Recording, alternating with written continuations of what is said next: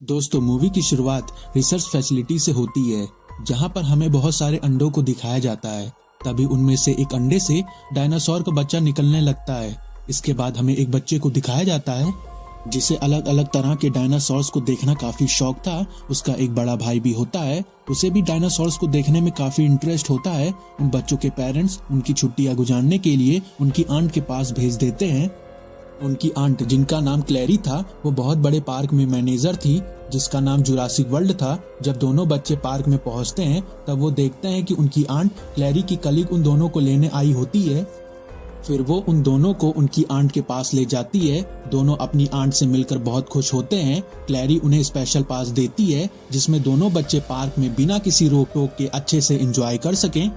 अब next scene में हमें एक साइंटिस्ट को दिखाया जाता है जिसने दो खतरनाक डायनासोर्स के जीन्स को मिलाकर एक शक्तिशाली डायनासोर बनाया होता है और उस डायनासोर का नाम होता है रेक्स। साइंटिस्ट इस नए डायनासोर को बना के बहुत सक्सेस हासिल करना चाहता था जिससे जुरासिक वर्ल्ड पूरी दुनिया में फेमस हो सके और ज्यादा से ज्यादा लोग पार्क में विजिट कर सकें।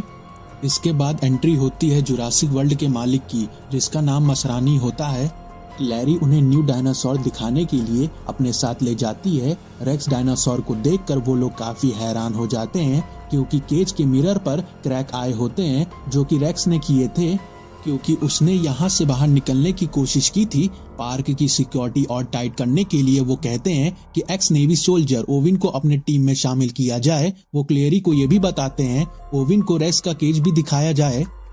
वो ऐसा इसलिए कह रहे थे, ओविन को डायनासोर के बारे में काफी नॉलेज थी और रिसेंटली वो 4 खतरनाक किस्म के रैप्टर्स को ट्रेनिंग दे रहा होता है। रैप्टर भी खतरनाक किस्म के डायनासोर में आते हैं। उनमें से एक रैप्टर का नाम उसने ब्लू रखा हुआ होता है जो कि उसका फेवरेट था। जुरासिक वर्ल्ड का सिक्योरिटी का लीडर ओविन के पास जाता है और वो ओविन को उनके टीम यानी कि जुरासिक वर्ल्ड में शामिल होने के लिए ऑफर करता है। वो सिक्योरिटी लीडर ओविन को ये भी कहता है, हम तुम्हारे रैप्टर्स को वॉर में यूज करना चाहते हैं क्योंकि ये रैप्टर्स वॉर में लोगों की मदद कर सकते हैं। ओविन इसके लिए मना कर देता है और तभी एक लड़का रैप्टर्स के केज में गिर जाता है। रैप्टर्स उस लड़के पर अटैक करके मारने वाले ही होते हैं कि तभी ओविन उसे बचाने के लिए पहुंच जाता है। ओविन को इस बात पर बिलीव था कि रैप्टर उस पर अटैक नहीं करेंगे। ओविन उस लड़के की जान बचाकर जल्दी से भी खुद भी केज से बाहर आ जाता है। नेक्स्ट सीन में हम बच्चों को देखते हैं जो कि पार्क में काफी एंजॉय करते हैं। वो पानी के डायनासोर को देखकर काफी खुश हो जाते हैं। इसके बाद हम क्लैरी को देखते हैं जो ओविन के पास आती है। यहाँ पर हम जान पाते हैं कि क्लैरी और ओविन एक दूसरे को लाइक करते हैं। क्लैरी ओविन को उस खतरनाक डायनासोर रेक्स के बारे में बताती है, इसीलिए ओविन रेक्स को देखने के लिए क्लैरी के साथ वहाँ पर जाता है। लेकिन जब वो लोग उसके केज के पास पहुँचते हैं तब वो देखते हैं कि रेक्स तो वहाँ पर है ही नहीं। दीवार पर रेक्स के पंजों के निशान थे।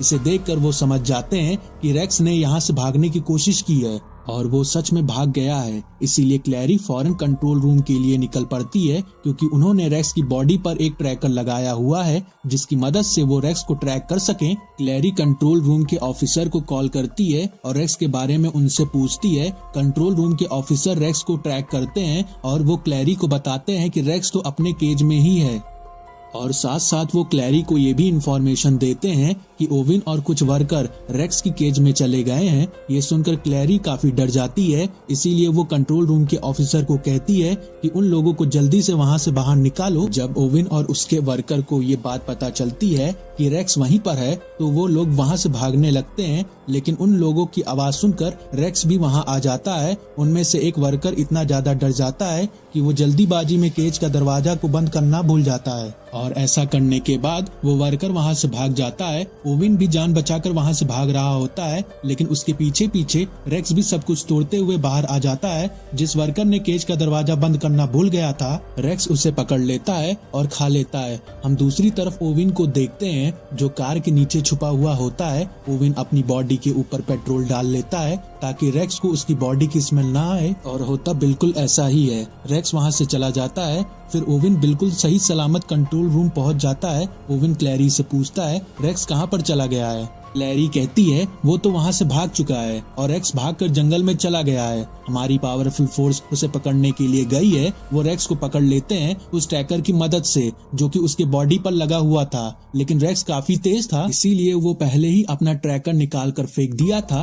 यह देखकर सब लोग दंग रह जाते हैं। तभी रेक्स जंगल की झाड़ियों के बीच में से बाहर आता है और फिर रेक्स एक एक करके सबको मार डालता है। ये सब देखकर ओविन सबसे कहता है कि आइलैंड खाली करा दो, लोगों की जान बच सके। इसके लिए क्लैरी पूरे नॉर्थ एरिया पार्क को बंद करवा देती है। फिर पार्क का ओनर मसरानी उस साइंटिस्ट से मिलता है जिसने रेक्स को बनाया था और वो उससे पूछता है कि उसने उसे कैसे बनाया है। साइंटिस्ट जवाब देता है कि उसे कैटलफिश ड्री फ्रॉग रैप्टर के डीएनए से बनाया गया है, जिस वजह से वो बहुत स्मार्ट है और इसके साथ ही साथ वो जब चाहे अपना रंग भी बदल सकता है। इस बात पर मसरानी साइंटिस्ट से कहता है कि मैं तुमसे एक डायनासोर मांगा था, राक्षस नहीं। अब वो सब कुछ तबाह कर देगा। इन सब बातों से अनजान क्लैरी के भतीजों को दिखाया जाता है। वो एक खास तरह के गाड़ी में बैठकर डायनासोर को पास से देख रहे होते हैं। तभी उनकी आंट क्लैरी का कॉल आता है। बच्चे उन्हें बताते हैं कि वो अभी डायनासोर को करीब से देखने के लिए आए हैं और फिलहाल पार्क के नॉर्थ एरिया में हैं। इतना सुनकर क्लैरी काफी घबरा जाती है और वो उनसे जितनी जल्दी हो सके वहाँ से निकलने को कहती है।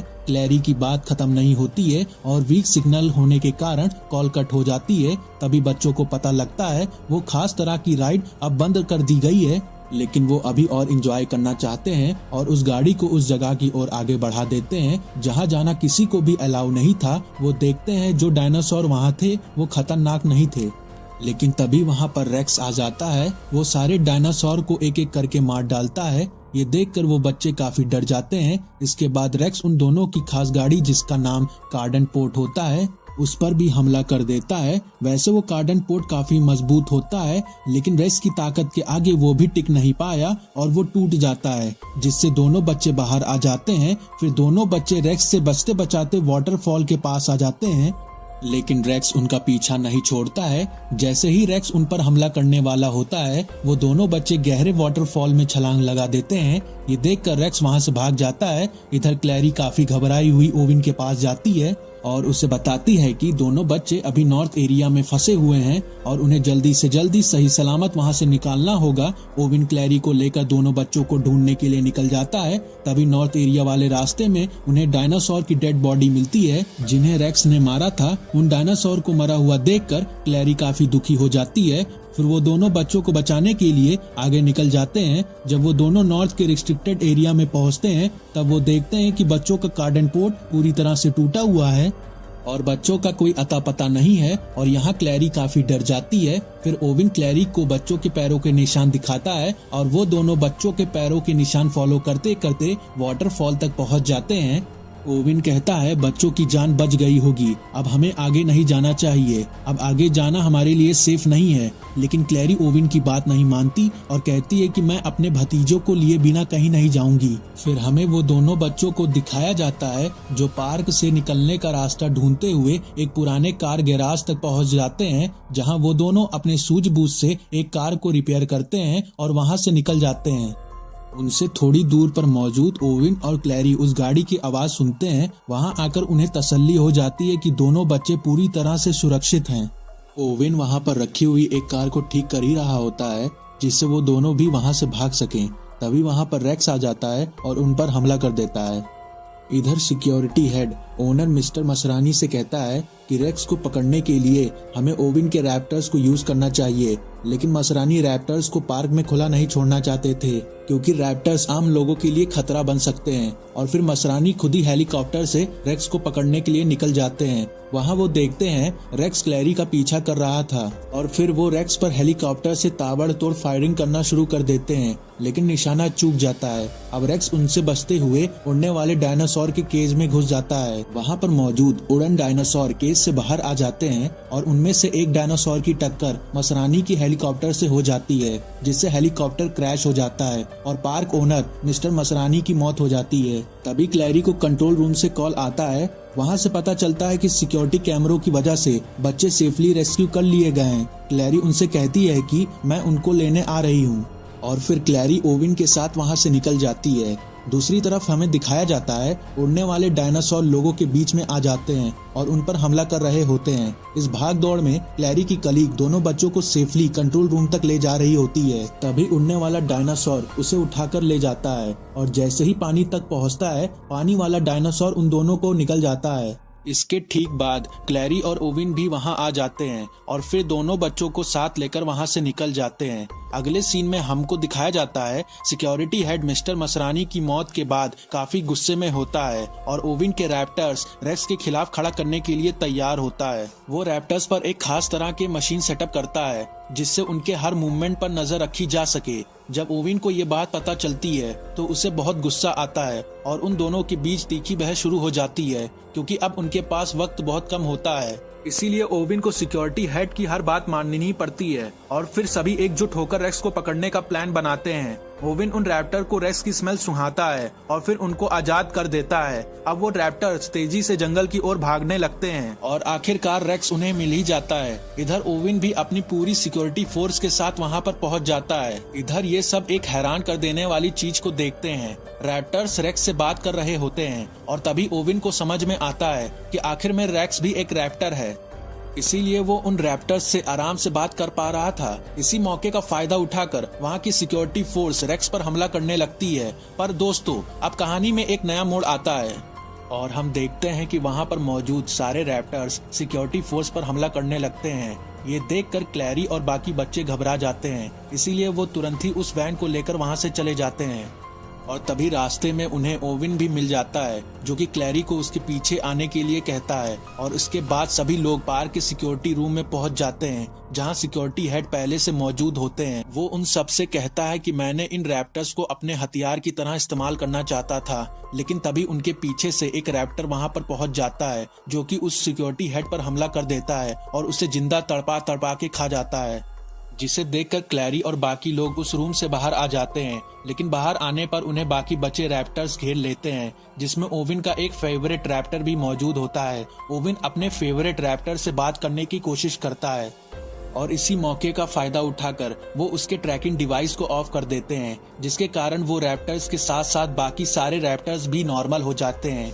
लेकिन इसी बीच में रेक्स भी वहां पर पहुंच जाता है जो कि ओविन और बाकी इंसानों पर हमला करने वाला होता है। लेकिन जब सारे रैप्टर्स नॉर्मल हो चुके हैं, वो सब मिलकर रेक्स पर हमला करने निकल पड़ते हैं। लेकिन रेक्स उन सभी से बहुत ताकतवर होता है, इसीलिए वो उन सभी को बहुत बुरी तरह से हरा देता है, जिसे देखकर क्लैरी का सबसे छोटा भतीजा उनसे कहता है कि अगर हमें रेक्स को हराना है तो हमें उसके जैसे किसी डायनासोर को ढूंढना पड़ेगा। जिसकी बात को सुनकर क्लैरी के दिमाग में एक प्लान आता है और वो वहाँ से निकलकर एक बड़े से टी रेक्स डायनासोर को वहाँ पर बुला लेती है। वो उसे टी रेक्स डायनासोर को अपनी फ्लेम की मदद से रेक्स के सामने ले आती है। अब दोनों डायनासोर आपस में लड़ाई करने लगते हैं, जिसका साथ देने के लिए वहाँ पर ब्लू रैप्टर भी पहुँच जाता है। इनके बीच में एक अच्छी खासी बैटल होती है, लेकिन टी रेक्स को काफी चोटें लग गई होती हैं, इसीलिए वो काफी हद तक कमजोर पड़ने लगता है। लेकिन तभी वहाँ पर पानी का डायनासोर आ जाता है जो कि रेक्स को मार के खा जाता है। लेकिन इस फाइट के कारण टी रेक्स को बहुत ज्यादा चोटें आ चुकी थी,